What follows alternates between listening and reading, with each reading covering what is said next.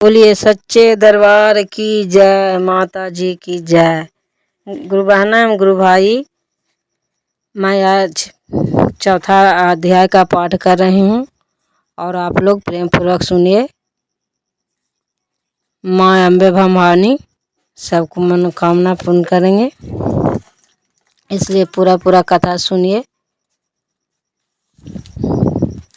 ऋषि बोले, अत्यंत पराक्रमी उस दुर्मात्मा महर्षि ने एक उसकी सेना के देवी द्वारा मारे जाने पर इंद्रादिक देवतागण अपनी वाणियों द्वारा देवी जी की स्तुति करने लगी।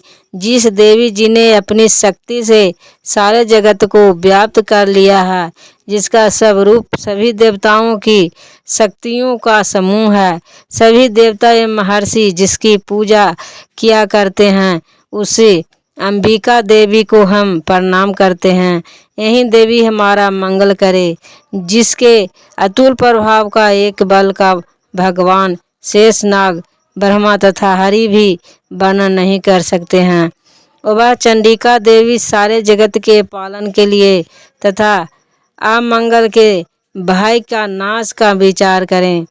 जो श्री स्वरूपिणी पुण्य आत्माओं के घरों में जो लक्ष्मी स्वरूपा है, पापियों के घरों में दरिद्रता, अपवित्र बुद्धि वालों के हृदय में बुद्धि, श्रेष्ठ पुरुषों के यहाँ श्रद्धा, कुलीन मनुष्यों के यहाँ लज्जा स्वरूपिणी है। इस प्रकार की हे देवी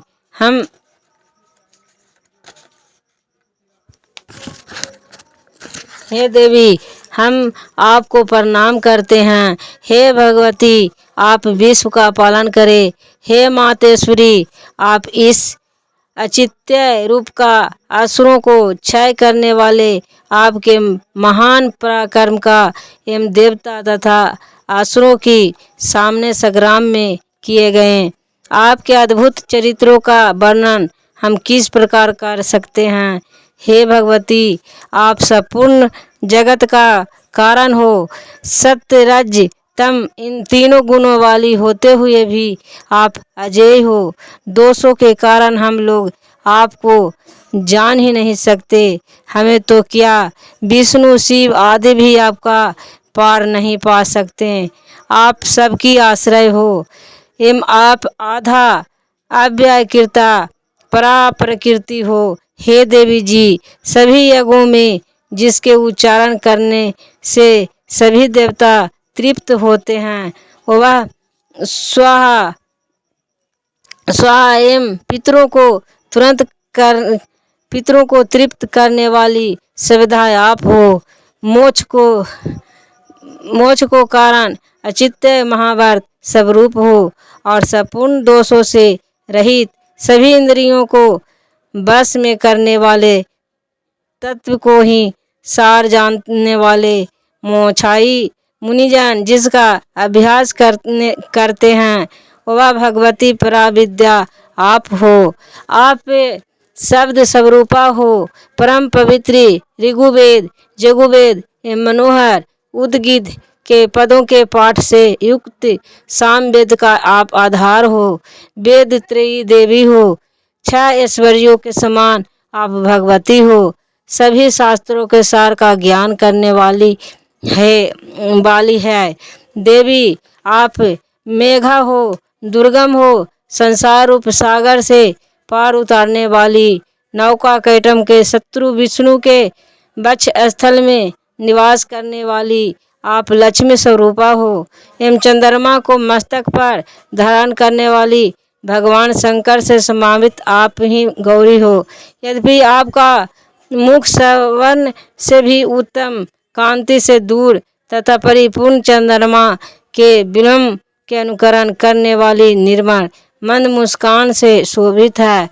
तथापि इस प्रकार के चंद्रमुख को देखकर क्रोध से परिपूर्ण महिषासुर ने झट ही उस पर प्रहार किया। यह एक अद्भुत बात है। उसे भी अतीव अधिक एवं विचित्र बात यह है कि जब यही मुख क्रोध से युक्त हो, उदय होते हुए चंद्रमा को भांति लाल लाल था। तनी हुई भौहें अली विकराल थी ऐसे देखकर महिषासुर ने अपने प्राण तुरंत नहीं छोड़ दिए।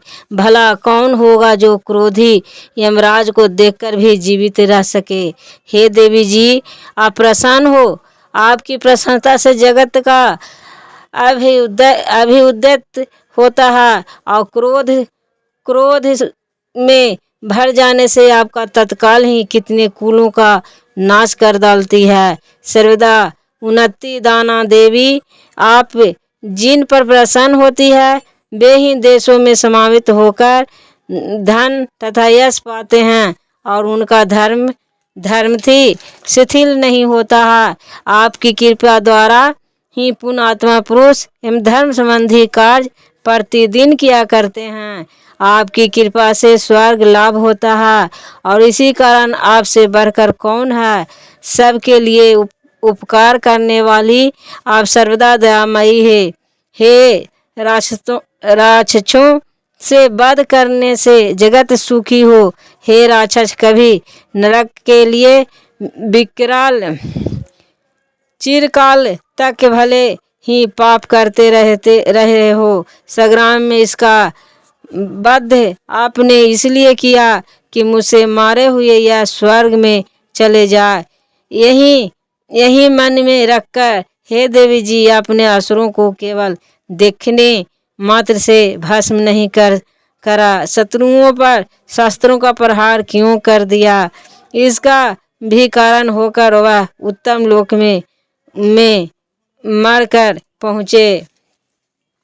इस प्रकार आपके यह विचार अति उत्तम। आपका शील स्वभाव दुराचारियों के दुष्ट स्वभाव को निर्वित करने वाला है और आपका रूप अचित्य है।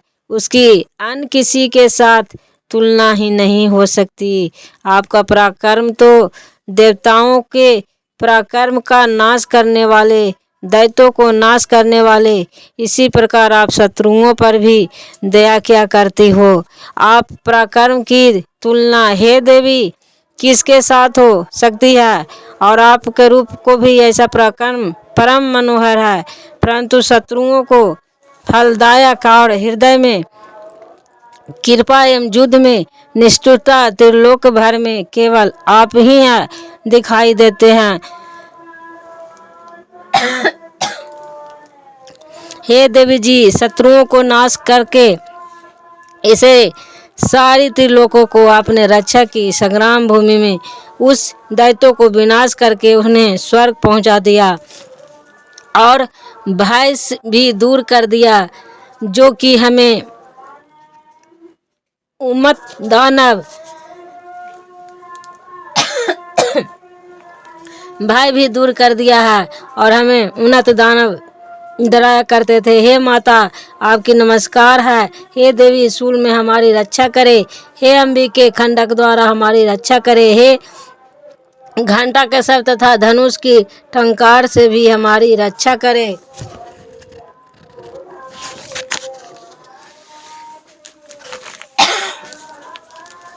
रक्षा कीजिए। हे चंडिके, हे पुर्ज, पश्चिम दक्षिण दिशा में हमारी रक्षा करे। अपना त्रिशूल घुमा घुमा कर उत्तर में हमारी रक्षा कीजिए। ऋषि बोले। इस प्रकार देवी की देवताओं की स्तुति की और नंदवन में उत्पन्न हुए फूलों तथा गंध चंदन आदि से जगत की माता की पूजा की। सभी देवताओं ने भक्ति पूर्वक दिव्य धूपों द्वारा देवी की अर्चना की। तब देवी प्रसन्न मुख होकर इन देवताओं से बोली, हे देवताओं, अपनी अभिलाषा को अनुसार आप सब हमसे वर मांगे। देवता बोले, हे भगवती, आपने तो हमारी सब कामनाएं पूरी कर दी, कुछ भी बाकी नहीं है। हमारे इस महिषासुर शत्रु का आपने वध कर दिया। फिर भी यदि प्रसन्नतापूर्वक हमें वर देना चाहती है तो हे माता, यह वर दीजिए कि जब जब भी हम आपका स्मरण करें तब तब हमारी बड़ी बड़ी आपत्तियों में दूर करे। हे प्रसन्नतापूर्वक मातेश्वरी, जो भी मनुष्य को स्तुतियों द्वारा आपकी स्तुति करे उसे वित्त सिद्धि विभव दीजिए। हे अंबिके, हम पर सदा प्रसन्न रहिए। ऋषि बोले, हे राजन, जब देवताओं ने अपने तथा जगत के कारण के लिए इसे प्रकार वर मांगा, तब उन्हें अथास्तु कहकर भद्रकाली अंत्र धारण हो गई। हे राजन, पूर्व काल में तीनों लोकों का हित चाहने वाली देवी का देवताओं को शरीर जैसा प्राकट्य हुआ और यह सारी कथा मैंने कह सुनाई।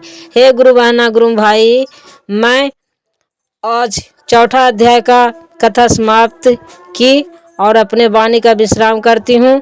माँ दुर्गे भवानी की जय। सच्चे बोलिए दरबार की जय। गुरु बरहम, गुरु भाई, आप लोग का भी प्रणाम करती हूँ और कल मैं 5वां अध्याय का कथा सुनाऊंगी।